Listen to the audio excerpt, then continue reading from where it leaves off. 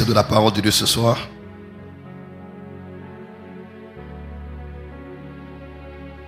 « 1 Corinthiens 15, versets 1 à 11. 1 Corinthiens 15, versets 1 à 11. 1 Corinthiens 15, la sœur Sandy va lire. 1 Corinthiens 15, versets 1 à 11. 2 Corinthiens 12, versets 1 à 6. 2 Corinthiens 12, versets 1 à 6.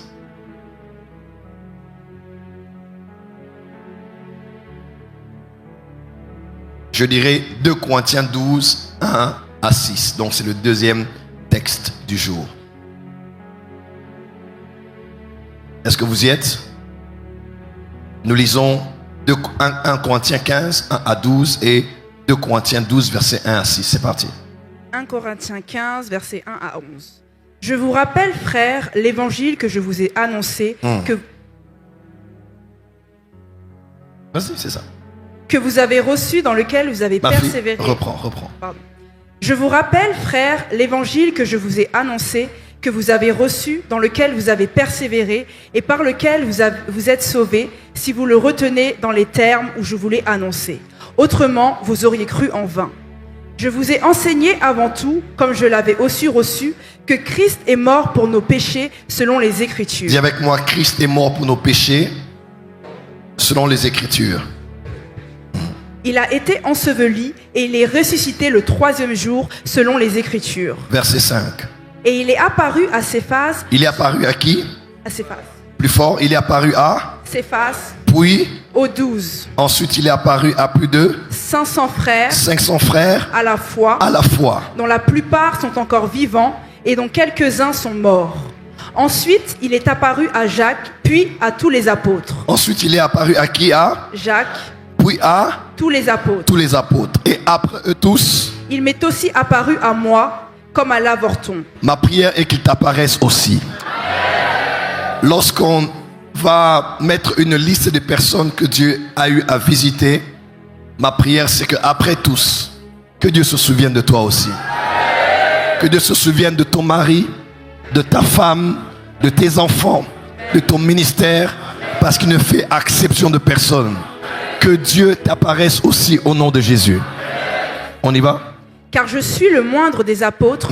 Je ne suis pas digne d'être appelé apôtre parce que j'ai persécuté l'église de Dieu. Yes. Par la grâce de Dieu, je suis ce que je suis. Et sa grâce envers moi n'a pas été vaine. Alléluia. Loin de là, j'ai travaillé plus que tous. Non pas moi toutefois, mais la grâce de Dieu qui est avec moi. Ainsi donc, que ce soit moi, que ce soit eux, voilà ce que nous prêchons et c'est ce que vous avez cru. Amen. 2 Corinthiens 12, versets 1 à 6. Deuxième lecteur. 2 Corinthiens 12, versets 1 à 6. C'est notre deuxième et dernier texte. 2 Corinthiens 12, versets 1 à 6. Je lis la parole de Dieu.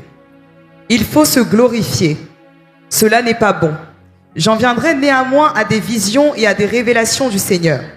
Je connais un homme en Christ qui fut, il y a 14 ans, ravi jusqu'au 3e ciel. Si ce fut dans son corps, je ne sais. Si ce fut hors de son corps, je ne sais. Dieu le sait. Et je sais que cet homme, si ce fut dans son corps ou sans son corps, je ne sais, Dieu le sait, fut enlevé dans le paradis et qu'il entendit des paroles ineffables qu'il n'est pas permis à un homme d'exprimer. Je me glorifierai d'un tel homme, mais de moi-même, je ne me glorifierai pas. Sinon, mes infirmités. Yes. Si je voulais me glorifier, je ne serais pas un insensé, car je dirais la vérité, mais je m'en abstiens, afin que personne n'ait à mon sujet une opinion supérieure à ce qu'il voit en moi ou à ce qu'il entend de moi. Saint-Esprit, bénis la parole de ce soir. Je prie que tu me donnes la force physique, la sagesse et la capacité de transmettre et d'articuler la pensée mystérieuse de Dieu. Annoncer non seulement à cet auditoire, mais à ceux qui sont en ligne, non seulement à ceux qui sont en ligne, mais aussi à tous ceux et celles qui plus tard tomberont sur ce live et en seront inspirés. Je te promets toute la gloire pour tout ce que tu vas dire et faire ce soir. À nous la grâce et à toi les actions de grâce, aujourd'hui et pour toujours. Et nous disons Amen. Acclamons pour le Seigneur, réveillez vous asseoir. On peut acclamer mieux que ça pour le Seigneur.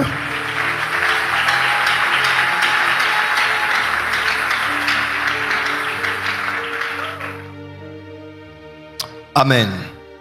Depuis lundi, j'ai commencé à aborder une nouvelle loi spirituelle. Et j'ai parlé de la loi du plus fort que. Plus d'une fois dans les Écritures, nous avons vu que dans le monde spirituel, tout n'est pas déterminé par le fait que vous apparteniez à Dieu ou au diable. Mais tout est déterminé aussi par votre rang, votre niveau et votre force spirituelle. Ainsi, même David en son temps, il a dit « Je suis encore faible, quoique j'ai reçu l'onction royale, car les fils de Tsérouja sont plus puissants que moi. » David, bien-aimé de Dieu, David avec l'onction royale, mais face au champ de bataille et à la guerre, il a reconnu lui-même que ses ennemis étaient plus forts que lui. Et à cause de ça, il savait que s'il s'engageait dans la guerre, il allait être vaincu par eux. Dans le monde spirituel, tu peux être chrétien ou chrétienne. Tout ne dépend pas du fait que tu sois seulement né de nouveau et tu es en Jésus. C'est déjà le premier pas. Mais ton niveau spirituel déterminera aussi la victoire que tu auras sur les esprits, sur les temps et sur les circonstances. N'est-ce pas l'apôtre Paul a dit aux Galates? Il a dit, aussi longtemps qu'un héritier est un enfant, il ne diffère pas d'un esclave. C'est-à-dire, tu peux être héritier. Tu as beaucoup de promesses en Christ, des choses dont tu dois hériter. Mais si tu es né de nouveau, tu es encore un népios, tu es encore un enfant, tu n'es pas différent d'un esclave. En d'autres termes, de la même manière qu'on traite un esclave, on peut traiter un enfant qui est un héritier. Voilà pourquoi beaucoup de chrétiens sont nés de nouveau, ils ont Jésus dans leur cœur, mais ils sont encore des enfants. Ils n'ont pas grandi, ils n'ont pas mûri, ils n'ont pas évolué spirituellement. Alléluia. Et nous avons dit, dans le monde spirituel, la loi du plus fort que a fait que beaucoup de chrétiens ayant des prophéties, ayant des promesses, ayant Jésus, ayant le Saint-Esprit, mais face au combat de la vie et du monde spirituel, ils ont été vaincus. Est-ce que c'est Dieu qui n'a pas été aussi fort? Est-ce que c'est Dieu qui n'est pas le Tout-Puissant? Non. On l'a vu clairement ici que Dieu du haut de son troisième ciel a envoyé Gabriel en bas du premier ciel pour parler à Daniel. Mais lorsque Gabriel apparaît à Daniel, il dit à Daniel, moi Daniel, j'étais déjà envoyé par Dieu, mais j'étais bloqué. Pourquoi? Parce que le prince de Perse m'a résisté. Dans ce contexte-là, le prince de Perse était soit au même niveau de force que lui, soit plus fort que lui. Et puis il dit, l'archange Michael est venu à mon secours. Parce que l'archange Michael était plus fort que le prince de Perse. Rappelez-vous, la Bible déclare, il y eut une guerre dans le ciel et le dragon et ses anges combatturent Michael et ses anges. Maintenant, le dragon et ses anges n'eurent plus leur place au ciel. Pourquoi? Parce qu'ils ne furent pas plus forts que Michael. Donc, il est possible de ne plus avoir sa place là où tu étais, ta place de prééminence, ta place d'élévation, ta place dans ton mariage, dans ton travail. Beaucoup de gens ont perdu leur place seulement parce que quand ils sont entrés en guerre spirituelle, ils n'ont pas été plus forts qu'eux. Jean-Baptiste a dit, n'est-ce pas, celui qui vient après moi est plus puissant que moi et je ne suis pas digne de délier la courroie de ses sandales. Dis avec moi, la loi du plus fort qu'eux. David a dit, l'Éternel Dieu m'a délivré d'un ennemi et d'un ennemi qui était plus puissant que moi. Oui, dans le monde spirituel, Dieu est le Tout-Puissant, mais il est possible que dans le combat, toi, tu ne sois pas plus puissant que les ennemis. Voilà pourquoi nous avons dit, il est temps que tu augmentes en puissance, que tu augmentes en force, afin qu'on respecte ton Dieu sur le champ de bataille. Dis à ton voisin, il est temps de devenir plus fort qu'eux. Et je vous ai dit que ce soit les esprits en tant qu'anges ou démons ou autres, ou même ton esprit humain ou à l'intérieur de toi, les esprits sont toujours en compétition et en confrontation. N'est-ce pas? Jésus a dit, quand un esprit sort d'un corps et qu'il part de sa maison, qu'est-ce qu'il fait? Il rentre voir comment est l'état de la maison de laquelle il a été chassé. Et s'il trouve que la maison est vide, qu'est-ce qu'il fait? Il part et cherche plus méchant qu'eux. Donc, dans le monde spirituel, il y a méchant et il y a plus méchant qu'eux. Dans le monde spirituel, tous sont des esprits, Mais dans le monde spirituel, tous n'ont pas le même niveau et tous n'ont pas le même rang. Mes frères et sœurs, écoutez-moi très bien de ce que je vais vous dire maintenant. Nous avons tous une taille. Nous avons tous un poids. Nous avons tous une apparence. Mais le monde spirituel, lorsqu'il nous regarde, il ne regarde pas d'abord en fonction de ce que tu es physiquement. Il regarde en fonction du poids et de la taille que tu as spirituellement. Tu me diras combien tu pèses? 89 kilos? 65 kilos? Tu mesures combien? 1m98? 1m80? 1m76? Ça, c'est ce que tu as à l'extérieur. Non seulement avec ta taille, mais avec ton poids. Mais dans le monde spirituel, quelle est ta taille? Dans le monde spirituel, quel est ton poids? Smith Wigglesworth disait en son temps, l'apôtre de la foi, il disait: je suis 1000 fois plus grand à l'intérieur que je ne le suis à l'extérieur. C'est ainsi qu'un petit sorcier qui ne mesure même pas 1 mètre, il peut bouffer un oncle de sa famille qui est plus âgé que lui et qui peut être son arrière-grand-père. Pourquoi? Parce que ce qui donne à ce sorcier le pouvoir de mettre fin et d'interrompre la vie de nos si grands personnages, c'est parce qu'à l'intérieur de lui, il est de très loin plus grand que cet oncle. En réalité, dans l'homme, c'est l'esprit. Ma prière pour toi, dans ta famille, là où tu travailles, dans ton entreprise, dans ton ministère, dans ton quartier, partout où tu es, on peut te mépriser physiquement, mais spirituellement, que personne ne résiste devant toi. Surtout pas un instrument du diable. Dis amen très fort. Tiens ton voisin, les voisins. Tu finis à Nouka en devenant plus fort qu'eux, plus puissant qu'eux, plus grand qu'eux. Quelqu'un a dit, prophète, la Bible déclare que celui qui est en nous est plus grand que celui qui est dans ce monde. Je l'ai dit, c'est clair et c'est simple. On n'a pas dit que tu es plus grand que celui qui est dans ce monde. On a dit que celui qui est en toi est plus grand. Il ne faut pas confondre les choses. C'est Dieu qui est plus grand. Ce n'est pas toi qui es forcément plus grand. Si Dieu est plus grand, ton but à toi, c'est de grandir au niveau de Dieu. C'est de t'élever au niveau de Dieu. Afin que de la même manière que celui qui est dans ce monde craint celui qui est en toi, celui qui est dans ce monde puisse te craindre aussi. Parce que tu es arrivé au standard de Dieu. Tu es arrivé au niveau de Dieu. Dis amen très fort. Alors ce soir et demain, j'aimerais vous partager avec mon cœur et mon esprit 5 clés qui peuvent augmenter votre poids, votre grandeur dans le monde spirituel. Est-ce que tu es prêt? Acclame très fort si tu es prêt. Je vais vous parler des choses très sérieuses et très profondes. Je parlerai avec mon cœur, avec mon esprit, et je veux que chaque personne se connecte aux choses qui vont être libérées en ces lieux. Dis amen très fort. Dis amen plus fort. Dis un amen plus fort que ça. Un amen plus fort que ça.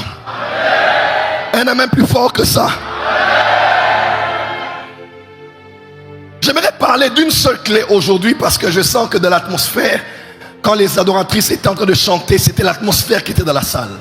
Et nous allons couler dans la prière. Je ne sais pas comment finira ce culte, mais que Jésus prenne le contrôle et que son esprit change nos vies. Alléluia. Alléluia. Josué 4, verset 1 à 7. Josué 4, verset 1 à 7. Écrivez avec moi.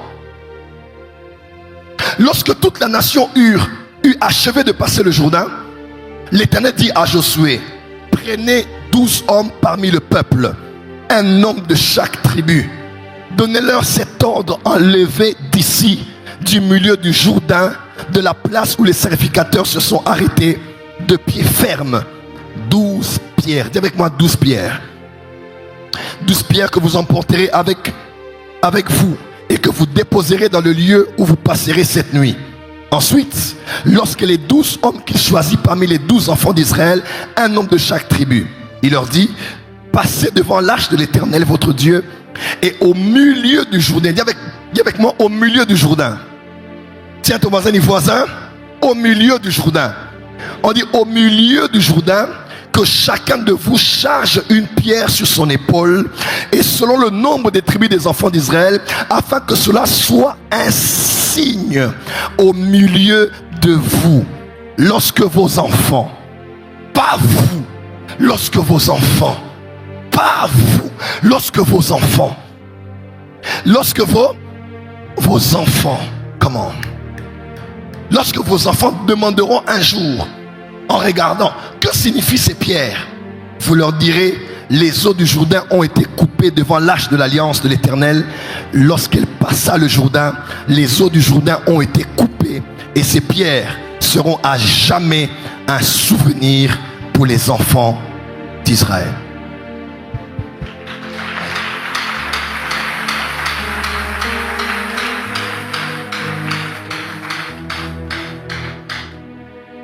La première clé qui augmente votre poids dans le monde des esprits, la première clé qui vous donne une force supérieure, des arguments supérieurs, un pouvoir, une puissance, un rang supérieur dans le monde spirituel. La première clé qui fait en sorte que toute forme d'esprit et toutes sortes d'esprits qui vous regardent dans le monde spirituel puissent vous craindre et même craindre de vous confronter. La première clé qui peut vous élever à un niveau où les esprits qui vous voient tremblent devant vous. La première clé, c'est la qualité et la quantité des expériences surnaturelles que vous avez eues. La première clé, la première chose qui donne aux hommes et aux femmes, qui ont donné aux hommes et aux femmes dans l'histoire de l'Église, lorsque les esprits les voyaient, les esprits les craignaient. Lorsque les esprits les voyaient, les esprits les redoutaient. La première chose, c'était la quantité et la qualité des expériences surnaturelles qu'ils avaient connues. La force de la vie chrétienne ne réside pas que dans la connaissance des expériences que les hommes ont eues de Dieu dans les Écritures. La force de la vie chrétienne et même du ministère réside surtout dans les expériences que le Dieu qui a visité ces hommes est sorti de la Bible et a fait avec toi dans ton âge et dans ton époque. Il arrive un temps où Marie ne t'encouragera pas, Myriam ne t'encouragera pas, Ruth, Abraham, Joseph ou les autres. Mais un jour où quand tu seras en train de chanceler et qu'autour de toi tout va s'effondrer, tu vas te rappeler celui qui avait visité Josué alors qu'il voulait entrer dans Jéricho.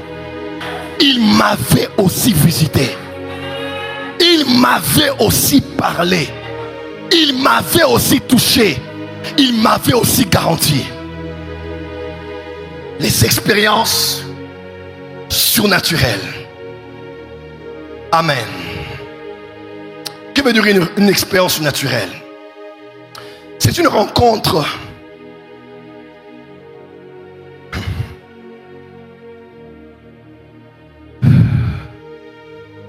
Qu'est-ce qu'une expérience naturelle? Je l'écris aujourd'hui. Une expérience naturelle est un temps qui devient un temps marqué dans l'histoire. Je répète, il y a des temps dont on ne se souvient plus dans l'histoire. Mais une expérience surnaturelle est un temps qui devient scellé et marqué dans l'histoire d'un homme durant lequel le ciel a décidé de le visiter. Soit par un acte souverain de Dieu, soit en réponse à sa quête et à sa recherche désespérée du Dieu Tout-Puissant. Qu'est-ce qu'une expérience surnaturelle? C'est un temps durant lequel El Olam, le Dieu de toute éternité, il entre dans le chronos. Il crée un temps dans le temps pendant lequel un homme, après le temps, se souviendra de ce temps-là. Un temps marqué par une visitation du ciel dans sa vie. Un temps qui est marqué. Et un temps qui existe soit par un acte souverain de Dieu. C'est lui qui décide de le faire. Soit en réponse avec la soif avec la quête désespérée d'un homme qui a eu devant le Dieu Tout-Puissant. Donc, les espérances naturelles viennent de deux manières. Soit Dieu décide d'envoyer un ange visiter une femme. Elle n'a pas prié, elle n'a pas jeûné, elle n'a pas cherché. Tout ce qu'elle a fait, c'est être là. Et Dieu décide de venir vers elle. Dieu décide de venir vers lui. Et ce soir, je prie du haut de son trône que Dieu décide de te visiter. Que Dieu décide de te visiter. Soit aussi, c'est parce qu'un homme et une femme a cherché Dieu désespérément.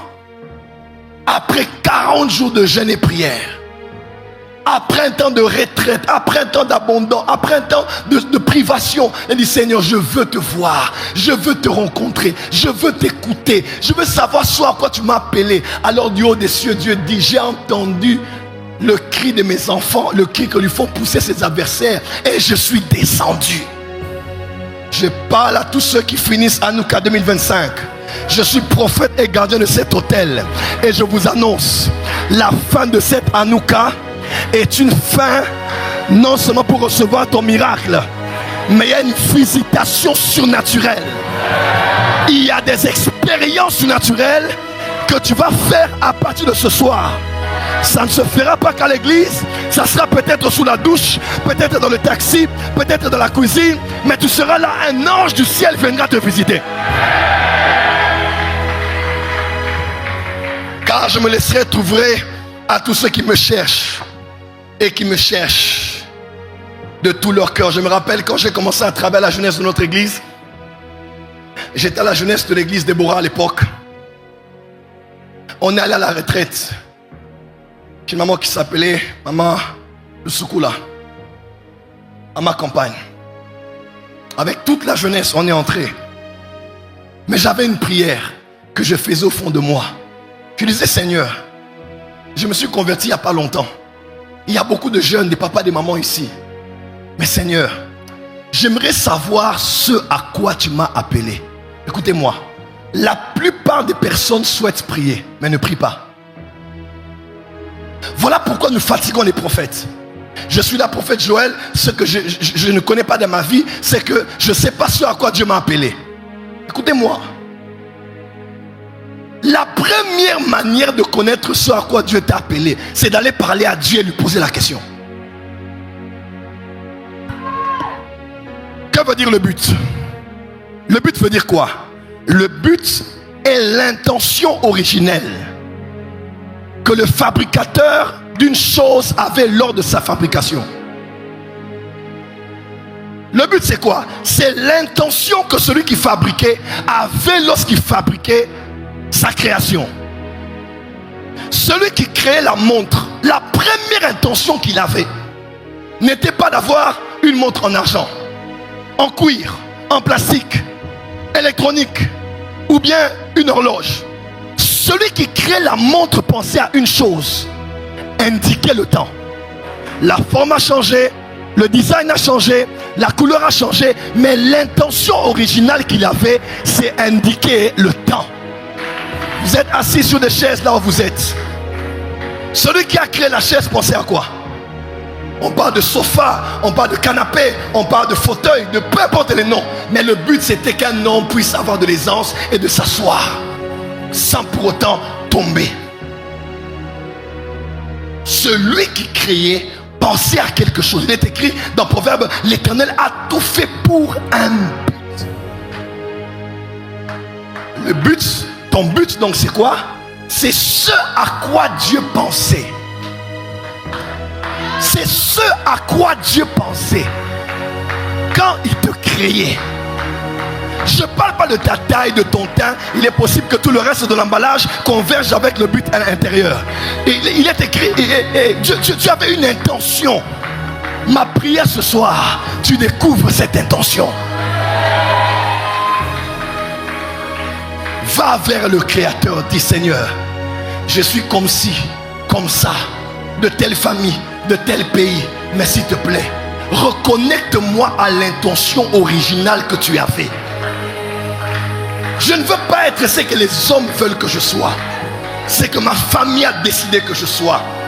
Jérémie était sacrificateur. Son père était, sa femme était sa mère de Lévite, son père de Lévite. Il était déjà dans la sacrificature, mais Dieu l'apparaît pour lui dire, avant même que ton père et ta mère ne se mettent ensemble et ne puissent te concevoir toi, moi, je ne t'avais pas créé pour être sacrificateur. Je vais décevoir le plan de tes parents et la logique naturelle de faire d'un enfant de Lévite un Lévite. Toi, tu es prophète des nations. Imaginez la déception. Et plus tard, Dieu dit, va prophétiser contre les prêtres, les gens de ta propre famille. L'intention de Dieu est bien loin d'être l'intention de ton père et de ta mère. Je prie ce soir que Dieu te reconnecte. Ne vis pas une vie pour vivre. On ne vit pas pour avoir l'argent. On ne vit pas pour bien se marier. On ne vit pas pour être populaire.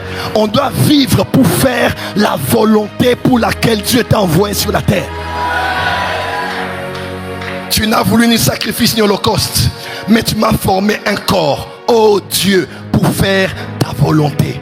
Pourquoi j'ai ce corps? Ce n'est pas pour s'habiller. Pourquoi j'ai ce corps? Ce n'est pas pour mettre les mascaras. Pourquoi j'ai ce corps? Ce n'est pas pour mettre les parfums. J'ai ce corps comme un véhicule terrestre pour permettre à l'Esprit céleste d'accomplir ce pourquoi Dieu m'a envoyé sur la terre. Et ce genre de choses, on ne l'a pas par un prophète. Non, ce genre de choses, Dieu doit voir que tu es intéressé à savoir qui tu es. Dieu doit voir que tu es intéressé à savoir ce que tu veux, ce que tu veux qu'il fasse. Jésus apparaît à Paul et Paul dit, qui es-tu Seigneur et que veux-tu que je fasse? J'ai fait beaucoup de choses jusqu'à cet âge. Écoute-moi, ne finis pas Anouka juste pour ton témoignage et dire que Dieu t'a exaucé. Finis ton Anouka parce que tu peux être l'exaucement de la prière d'une génération. Non, personne ne m'a entendu ce soir. Pendant que tu pries pour avoir les exaucements de tes requêtes, il y a des gens qui ont des requêtes dans les nations. Il est probable que tu sois la femme qui est la personnification de l'exaucement de la prière de quelqu'un. Marabasaka.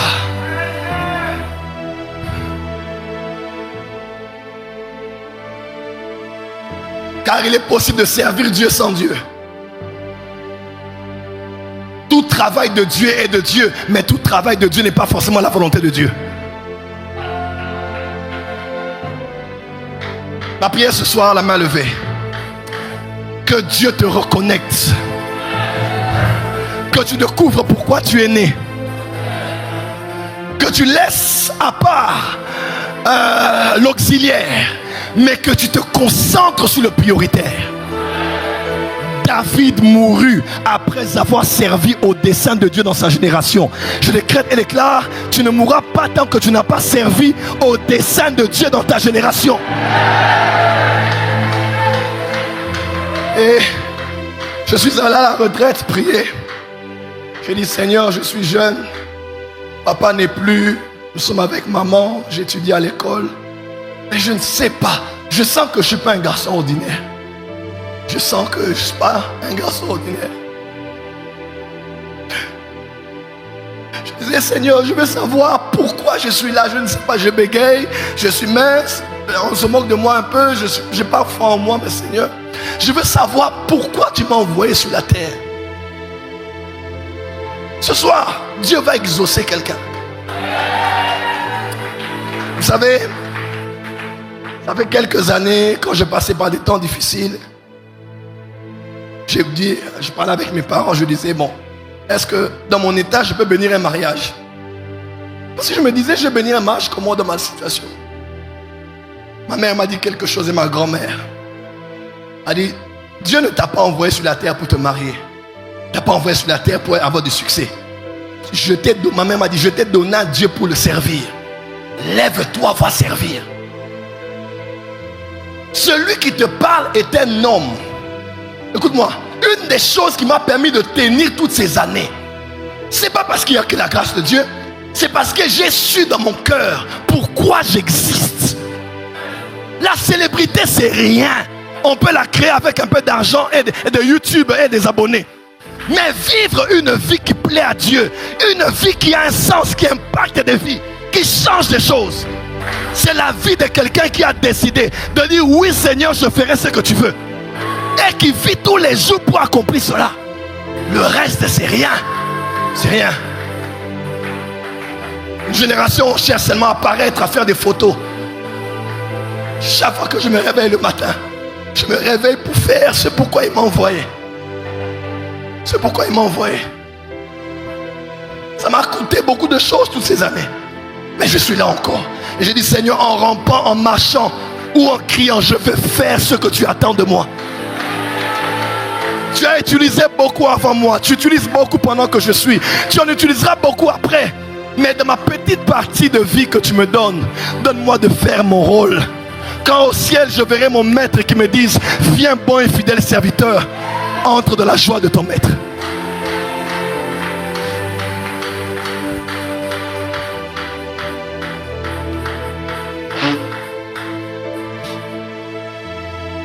À la retraite, je suis allé prier. Je disais Seigneur, parle-moi. Pourquoi suis-je sur la terre?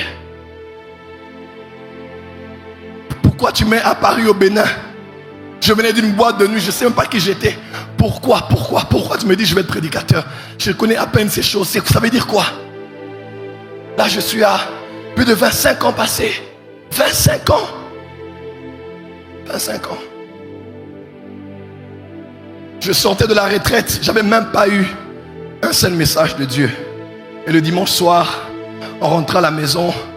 J'étais à la maison. Un frère, Daniel, qui prophétisait beaucoup à la retraite pour les gens. Il passait devant la parcelle, il a frappé à la porte. Il a dit, Dieu m'a dit, quand il frappait à la porte, j'ai ouvert. Il m'a dit, Dieu m'a envoyé chez toi pour venir te parler. Et c'est là la première fois qu'il m'a parlé de mon ministère, de chant et de l'impact que j'aurais auprès des personnes de différentes cultures. Je pleurais, j'ai dit Seigneur, moi je t'ai cherché, je pensais que tu me visiterais à la retraite. Mais alors que toi tu m'as visité à la maison. Gabriel qui est allé au temple parler à Zacharie peut aussi aller parler à Marie dans la maison. Je ne sais pas peut-être comment tu finiras à Nouka, mais peut-être que ce n'est pas dimanche à la clôture. Peut-être que c'est lundi à la maison. Mais une chose est sûre, celui que tu as cherché, il va te visiter.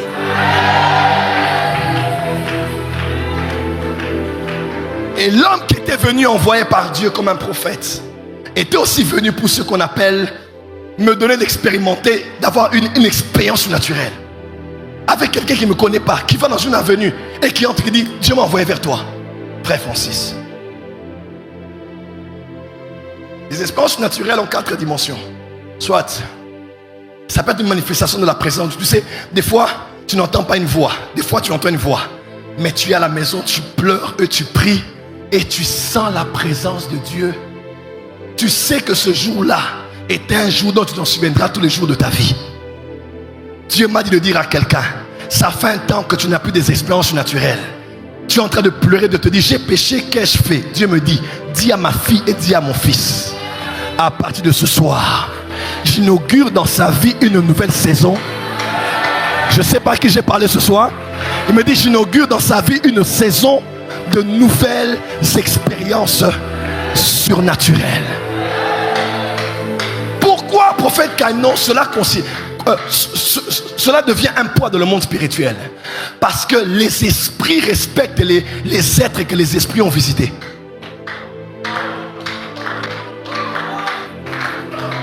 Les esprits respectent et reconnaissent les hommes de chair et de sang que les esprits ont visités.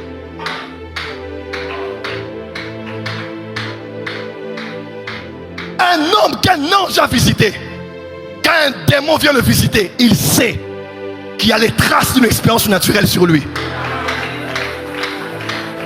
Il ne combat donc pas un homme, il combat un homme qui a derrière lui un bagage, des expériences surnaturelles. Makabrada Sovaraka. Ça peut être par un homme que Dieu envoie, ou dans une réunion comme celle-ci, où Dieu envoie un homme de Dieu dans une ville. Ta rencontre avec lui change ta vie à jamais. Ça peut être une visitation angélique. Ça peut être une visitation du Seigneur. Écoutez l'apôtre Paul dit. Il dit, mon évangile, c'est qu'il était mort et ressuscité. Après, il est apparu à un tel, à un tel, à un tel, à un tel et à un tel. Il est apparu même à Pierre. Et ensuite, après eux tous, il m'est aussi apparu. Qu'on le veuille ou pas, nous sommes dans un monde de compétition. Qu'on le veuille ou pas, nous sommes dans un monde où chacun est prêt à avoir la place qu'il pense mériter. Nous sommes dans un monde où certains sont capables d'éjecter après critique et calomnie, campagne de discréditation, retirer quelqu'un pour avoir la place. Parmi les choses qui font que tu gardes ta place, c'est si tu as la capacité, au moment des dangers, de dire au monde des esprits et aux hommes, celui qui m'est apparu dans le buisson ardent. Je ne sais pas à qui j'ai parlé ici. De dire comme Paul, l'ange à qui j'appartiens, il m'est apparu et il m'a parlé. La force du ministère devant les esprits, les temps et les circonstances est aussi validée par la quantité et la qualité des expériences que quelqu'un a. Pourquoi? Parce que c'est quand Dieu te visite comme ça, que tu as une révélation personnelle de Dieu. C'est-à-dire, il y a des téléphones iPhone aujourd'hui, il y a des téléphones qu'on appelle personnalisés. Tu commandes, c'est à des milliers de dollars, on met même ton nom, on plaque d'or et ainsi de suite. On personnalise le iPhone qui est général pour tout le monde.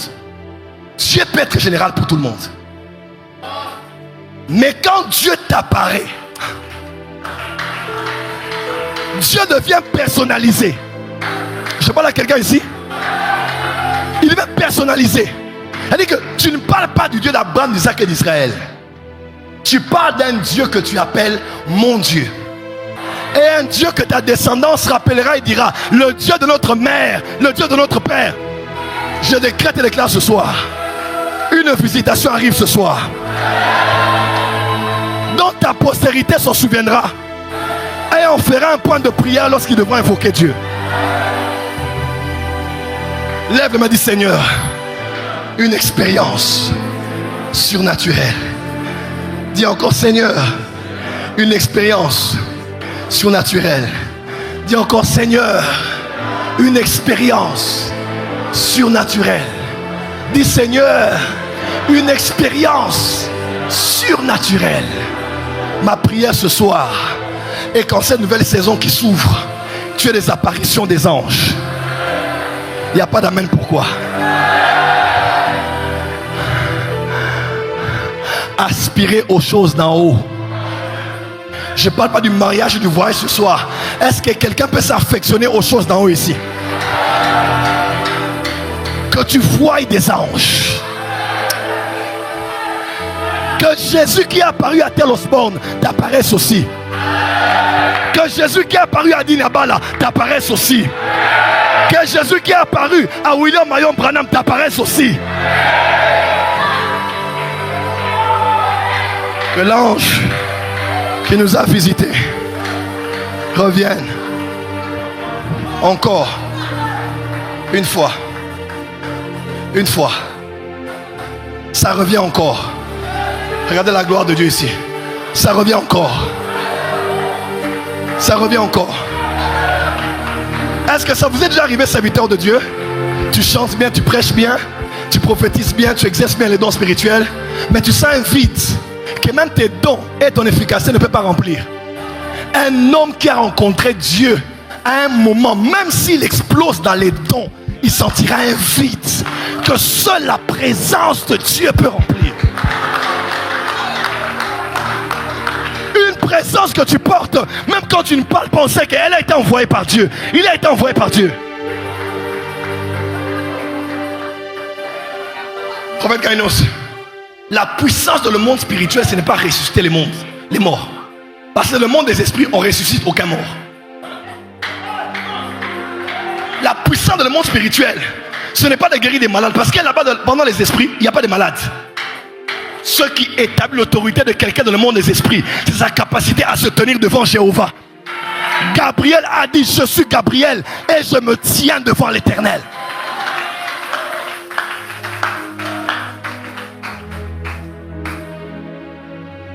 Une génération des assoiffés commence ce soir. Une génération qui n'attend pas le cantique préféré pour crier, qui n'attend pas un mot d'ordre du modérateur pour commencer à acclamer, qui n'attend pas l'assistance du protocole pour dire lève-toi. Une génération qui entre à l'église et qui a faim et soif de Dieu.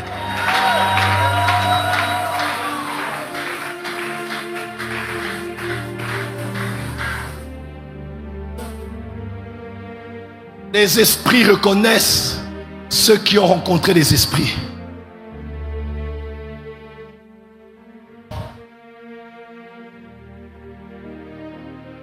Les esprits redoutent ceux qui ont rencontré les esprits.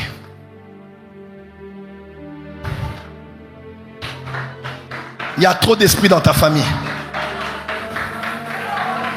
Il y a trop de principautés dans ta famille.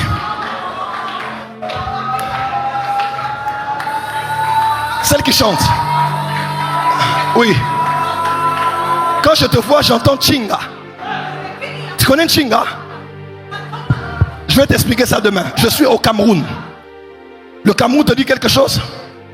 Non? Demain je vais t'expliquer ça.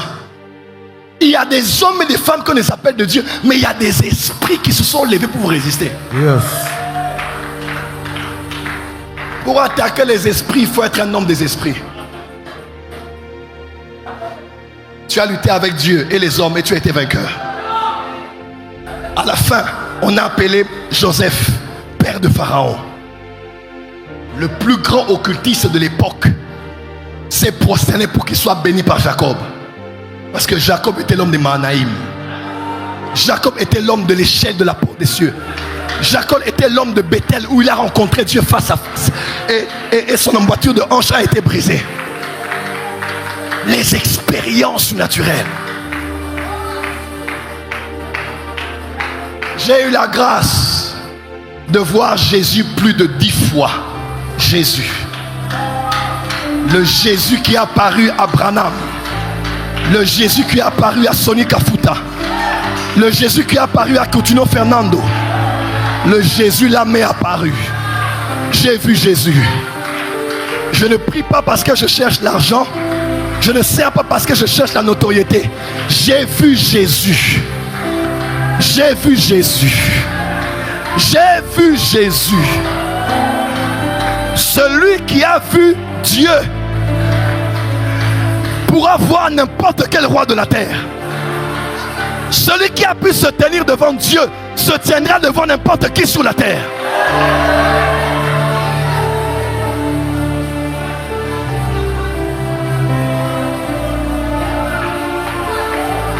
Que Jésus sorte de la Bible.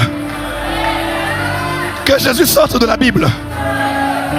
Qu'il ne soit plus le Jésus de Nazareth, mais le Jésus de Bruxelles, le Jésus de Kinshasa, le Jésus de Goma, le Jésus de Bukavu, le Jésus de la Guadeloupe. Dis amen très fort.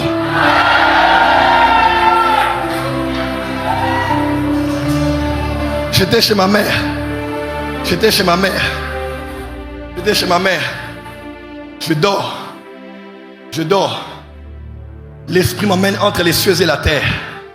Ma maman habitait là où elle habite. Une petite pièce. Il y avait chambre, salon, c'était la même pièce et toilette. Je dormais sur le canapé. Je dors. Je dors. On m'emmène entre les cieux et la terre. Jésus me regarde de loin et il me dit: où est mon fils prodigue? Et quand je regarde, je sais qu'il parle de l'église qui est entrée dans l'apostasie. L'église qui s'est perdue. Et j'avais à peine à répondre. Et il m'a dit: va et dis-leur que je suis vivant. Et s'ils ne croient pas, je vais t'accompagner par des signes, des prodiges et des miracles. Dieu m'a oint pour démontrer sa puissance. Dans un monde où on croit plus à la médecine et à la technologie, Jésus m'a envoyé vers vous pour vous dire qu'il n'est pas mort, mais qu'il est ressuscité. Il est le même hier, aujourd'hui et pour l'éternité. Tous ceux qui sont attachés à mon appel, il y a l'onction des miracles ce soir sur vous. Non pas pour nous, non pas pour nous, mais pour que les cœurs incrédules se fondent et que les âmes disent: je veux Jésus dans ma vie, je veux confesser mes péchés, je veux être baptisé d'eau. Dieu ne m'a pas gardé toutes ces années pour faire beau sur les réseaux sociaux. Il m'a fait traverser l'enfer jusqu'aujourd'hui pour dire au monde que Jésus est vivant. Jésus, le Fils de Dieu, est vivant. Macabradassa. Ma mère peut se rappeler, quand je me réveille, je prends le téléphone, j'appelle le prophète Fonsingaola. Il pourra se rappeler, je l'appelle. Je n'ai pas la vie au téléphone, je tremblais. 3h, 4h du matin, je tremblais, je n'ai plus au téléphone. On a parlé, je tremblais. Quand je me rendors, je me vois en esprit à Tata Raphaël. Et je vois beaucoup d'hommes de Dieu, j'étais parmi eux. Et je vois un homme de Dieu devant moi. C'était l'archevêque Coutinho Fernando. Coutinho Fernando était devant moi. Il était comme assis, comme faible. Il m'a dit: viens, tiens-moi la main. Quand il m'a tenu la main, Makobla la Sava, quand il m'a tenu la main, ma main a été paralysée. Et il m'a dit: ce que je te donne m'a été donné par quelqu'un avant moi. Quand il disait donner, je savais que c'était moi, ma mission est comme finie, mais je te donne l'héritage.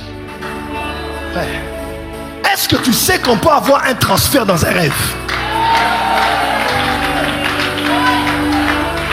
Un transfert dans une visitation du ciel. Ma mère se rappelle, je me réveille le matin et je savais que c'était un blanc qui lui avait donné ça. Quand j'ai pris ça, ma main était paralysée jusque vers 8h. J'ai ouvert au salon, j'ai dit: maman, regarde, ma main est comme paralysée. La main. Parce qu'il m'a dit: je serai avec ta main. Je serai avec ta main. Je serai avec ta main. Je serai avec ta main. Je serai avec ta main. Je serai avec ta main. Je serai avec ta main. Je serai avec ta main. Reviens, reviens, reviens. Je serai avec ta main. Reviens, je serai avec ta main. Je serai avec ta main, avec ta main. Parce que cette main, ce n'est pas ma main. C'est sa main à lui. C'est sa main. Pourquoi? Une expérience surnaturelle. Tout ce qui t'a manqué jusqu'aujourd'hui. It's a deeper experience. Et dans quelques minutes, j'ai vu le ciel s'ouvrir. J'ai vu l'échelle établie. On va oublier un peu le prophète Joël, on va oublier. Ce n'est pas une soirée de service, c'est une soirée de rencontre. C'est une soirée de rencontre. C'est une soirée de rencontre. Ce soir, je dis bien ce soir, celui qui a soif, il va boire. Celui qui a faim, il va manger. Celui qui cherche Jésus va le rencontrer. Celui qui veut Dieu va le rencontrer. Lève-moi, dis: Seigneur, je suis là, je te cherche comme une terre aride, desséchée et sans eau. Je te cherche,